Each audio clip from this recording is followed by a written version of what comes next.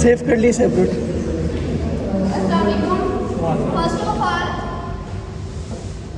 First of all, I thanks to all of you for selecting me and to Respected Sir for giving me a chance to present today.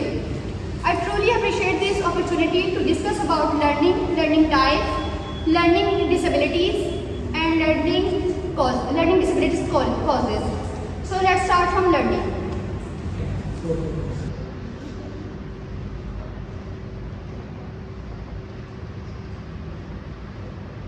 What is learning? Learning से मुराद है सीखना।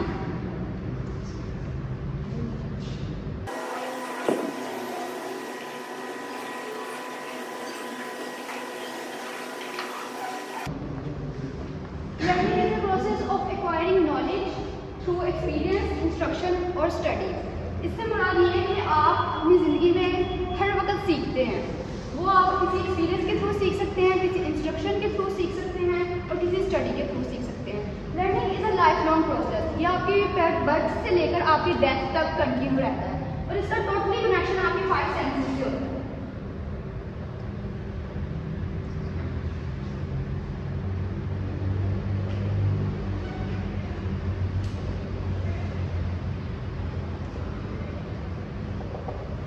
आप वीडियोली देखकर, auditory सुनकर और आप अपने हाथों से टच करके आप इन सेंसेस को यूज करके ही सीखते हैं। उसके बाद आ जाती है इसकी टाइप्स।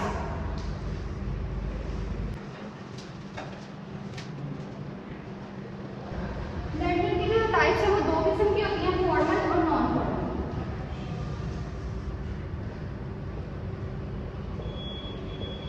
फॉर्मल नाम से ही पता लग रहा है जिसमें फॉर्मेलिटीज की जरूरत होगी, जिसमें मतलब कि आपको स्पेसिफिकेशंस की नीड होती है। मीन्स के आप इसमें इसको स्पेसिफिक टाइम, स्पेसिफिक प्लेस और स्पेसिफिक ट्यूटर या आउटलाइन की जरूरत होती है। और जिस तरह भी ना you are sitting here for specific purpose, तो इसमें भी आप सीख रहे हैं, मतलब कि ये भी फॉर्मल लर्निंग है।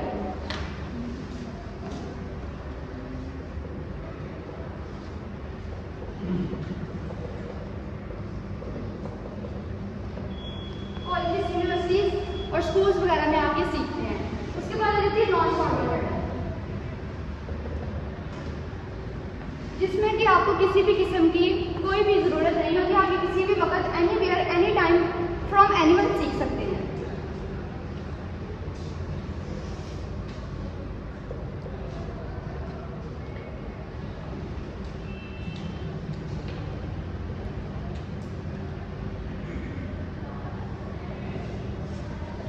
जो नॉन फॉर्मल लर्निंग है उसका जो टोटली कनेक्शन है वो हमारी पर्सनल ग्रूमिंग के साथ और डेवलपमेंट के साथ होता है। मीन्स आप इसमें बिहेवियर सीख रहे होते हैं, एटीट्यूड्स वगैरह सीख रहे होते हैं।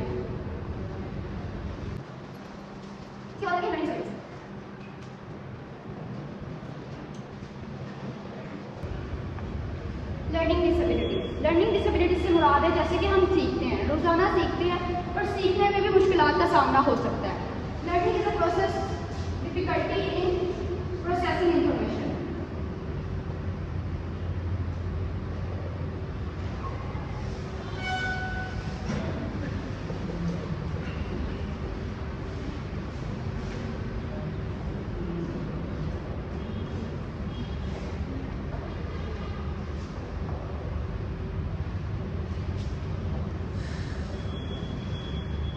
लर्निंग डिसेबिलिटीज़ जो है वो हमारी रोज़मर्रा में किसी ऐसा स्टूडेंट जिसको लर्निंग डिसेबिलिटीज़ है वो उसकी वजह से उसकी रीडिंग, राइटिंग, मैथ्स और इवन तो कि उसकी मोटर स्किल्स भी अफेक्ट होती हैं। लर्निंग डिसेबिलिटीज़ में डिस्ग्राफिया, डिस्लेक्सिया,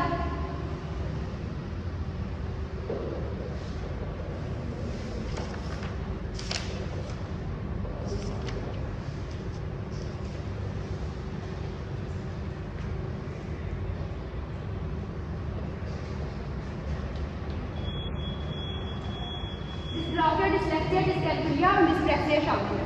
डिस्ग्राफिया मतलब कि डिफिकल्टी विद राइटिंग, ऐसे स्टूडेंट्स जिनको लिखने में मुश्किलात का सामना हो, वो इस वजह से नहीं लिख पाते क्योंकि उनको लफ्ज़ों की पहचान नहीं होती या वो मेंटली तौर पे लिख नहीं पा रहे होते।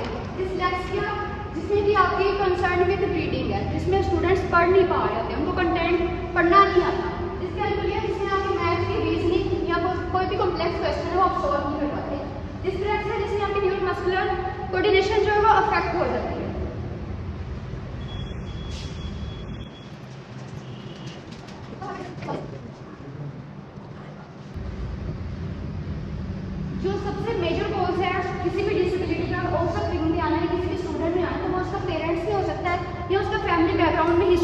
होगी जिसमें कि लर्निंग डिसेबिलिटी होगी, जिसकी वजह से इसे जेनेटिकली या हेरिडिटी भी कहते हैं।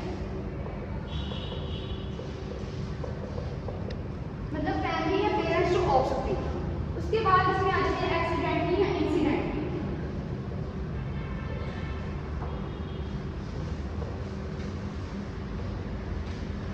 एक्सीडेंटली मीन्स जो आपको कोई एक्सीडेंट हो गया जिसकी वजह से आप मेंटली तौर पे अनस्टेबल हो गए हैं, या आपको कोई हार्ट वगैरह का इशू हो गया, तो उसमें आपकी जो लर्निंग डिसेबिलिटी आ जाती है। और इंसिडेंटली से मुराद कोई आपको सदमा लग गया है, सदमे से मुराद कोई ऐसी खबर या मेंटली तौर पे आप अनस्टेबल हो गए हैं और आप फिर लर्निंग डिसेबिलिटी का शिकार हो गए। और सबसे मेजर कॉज इसकी लैक ऑफ प्रैक्टिस।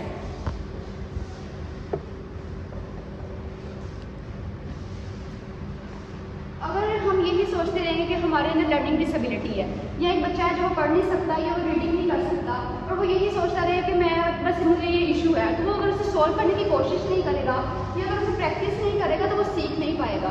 और अगर वो कभी भी ये नई कदम उठाएगा तो वो सीखेगा ही नहीं, जिसकी वजह से लैक ऑफ प्रैक्टिस की वजह से ये जो है लर्निंग डिसेबिलिटीज का शिकार हो जाते हैं। Self medication.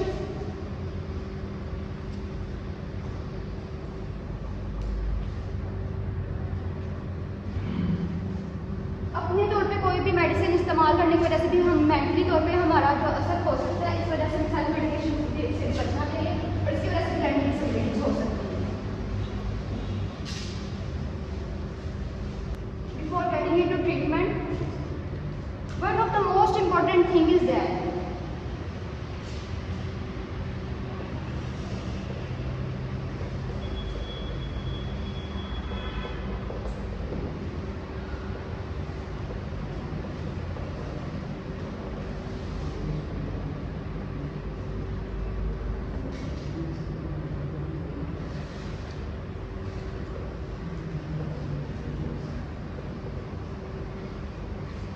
सबसे अहम बात यह है कि जो लर्निंग डिसेबिलिटी है do not indicate a person intelligence. किसी भी अगर एक बच्चा को लर्निंग डिसेबिलिटी का शिकार है या उससे दो चार है, तो इसका हरगिज़ ये मतलब नहीं है कि वो पर्सन की जो जहानत है वो उसका भी तयन करती है। कुछ ऐसे स्टूडेंट्स, बल्कि ये जो स्टूडेंट्स होते हैं जो लर्निंग डिसेबिलिटी का शिकार होते हैं, वो ज़्यादातर मेंटली स्टेबल होते हैं। तो कभी भी डोंट जज a book by its cover. इसी से रिलेटेड मैं आपको स्टोरी भी बताऊंगी। अल्बर्ट आइंस्टाइन का आपने नाम सुना होगा, बहुत ही फेमस मैथमेटिशियन और फिजिक्स थे वो। और वो बचपन में इवन दो कि बोलता भी नहीं था, उसके पेरेंट्स ये समझते थे कि ये कोई स्पेशल चाइल्ड है।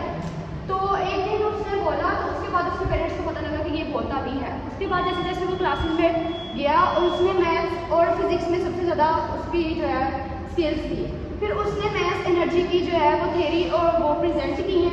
तो इसका मतलब ये हरगिज़ नहीं कि अगर एक बच्चा है उसको पढ़ना नहीं आता या उसे लिखना नहीं आ रहा तो वो मेंटली तौर पर भी स्टेबल नहीं है। सबसे पहले हम डिस्लेक्सिया की बात करेंगे।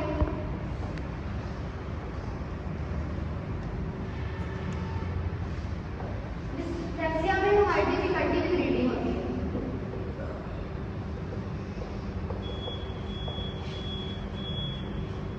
ऐसे स्टूडेंट्स जिनको पढ़ना नहीं आता या वो पढ़ नहीं पाते या वो अटक जाते हैं, इस तरह के स्टूडेंट्स को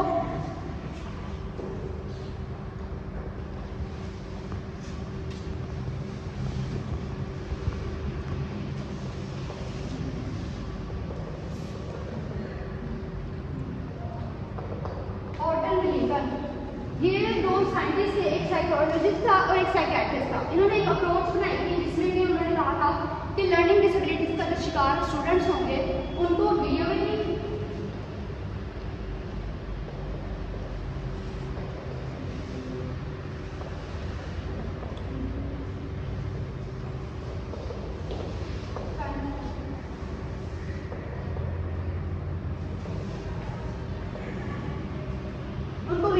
मतलब के दिखा के, ऑडिटरी मतलब के सुना के, या टेक्निक मतलब उन्हें कुछ हरकत करके चला के उनको सिखाया जाएगा। इसके अलावा इसमें फोनिक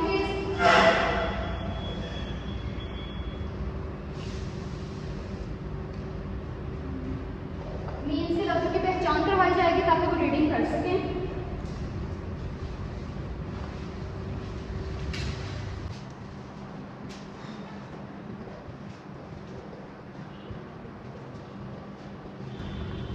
रीडिंग कॉम्प्रिहेंशन स्ट्रेटजीज, मतलब कि उन्हें रीडिंग के लिए दिया जाएगा मटीरियल ताकि वो उसे बार बार पढ़ के अपनी रीडिंग को इम्प्रूव कर सकें।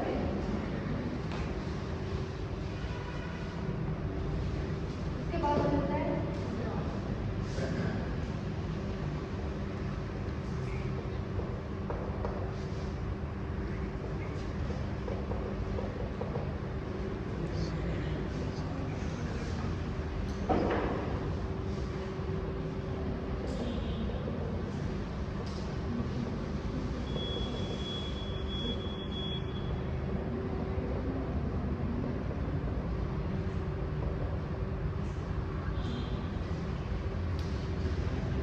उनको बार बार प्रैक्टिस करनी चाहिए। जो ऐसे स्टूडेंट जिनको राइटिंग का प्रॉब्लम है, ये राइटिंग का इशू है, मतलब वो लिख नहीं पाते हैं, या तो ये हो सकता है कि उन्हें लफ्ज़ों की पहचान नहीं है, उन्हें पढ़ना नहीं आ रहा है, इस वजह से डिस्ग्राफिया होता है, तो उन्हें राइटिंग की प्रैक्टिस करनी चाहिए। और इसके अलावा असिस्टिव टूल, इसमें के स्पीच टू टेक्स्ट सॉफ्टवेयर होते हैं,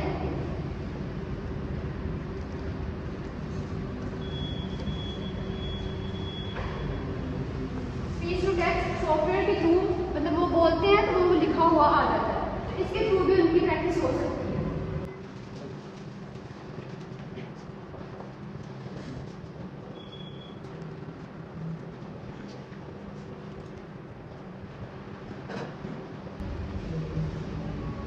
ऐसे स्टूडेंट्स जिनको मैथ्स में प्रॉब्लम है, मतलब कि वो मैथ के क्वेश्चंस नहीं कर पाते, तो उन्हें बेसिक ऑपरेशन सबसे पहले सिखाना चाहिए, मतलब उन्हें सबसे पहले सब्ट्रैक्शन एडिशन वगैरह सिखाया जाए।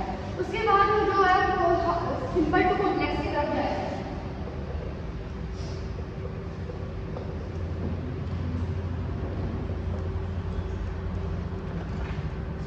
रियल लाइफ हैंडलिंग से मुराद है मनी हैंडलिंग सिखाई जाए।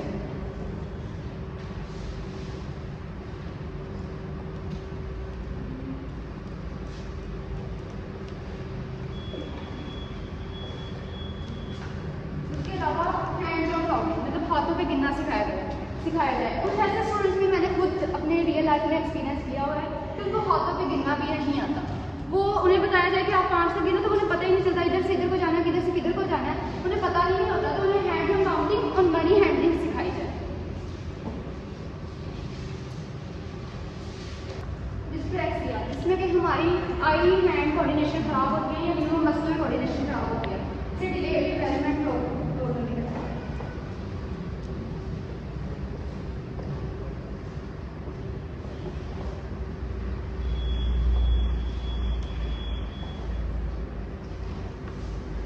फिजिकल एक्टिविटीज, ऐसे जो स्टूडेंट्स होते हैं वो चल फिरने से भी काफिर होते हैं, मतलब वो अपने डेली के रूटीन के काम भी नहीं कर सकते, मतलब उनके इतना खाना, उनका इतना तवाज़ुन ही नहीं होता हाथों में, इतना बैलेंस ही नहीं होता कि वो अपना खाना भी खा सकें या अपने बुक्स को तरीके से रख सकें या यूनिफॉर्म तक पहन सकें। तो ऐसे स्टूडेंट्स को फिजिकल थेरेपी करवानी चाहिए और पेरेंट की सपोर्ट जो होती है जिसकी वजह से सबसे ज़्यादा कारआमद होती है।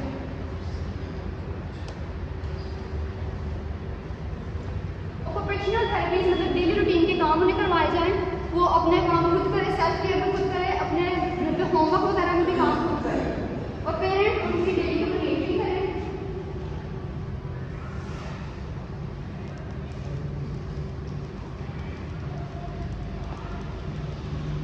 डेली मॉनिटरिंग से ये होता है कि बच्चा, अगर हम भी ऐसे ही करते हैं कि अगर हम पे तवज्जो ना दी जाए तो हमको काम करना ही छोड़ देते हैं। अगर हम चाहते हैं कि बच्चा इम्प्रूव हो जाए तो उसे डेली मॉनिटर करना चाहिए कि आज उसने कौन सा काम किया, कल वो कहाँ पहुँचा है, उसको कल कितनी इंप्रूवमेंट है। इस तरह वो बच्चा जो है वो स्टेप बाय स्टेप इम्प्रूव करना शुरू हो जाता है।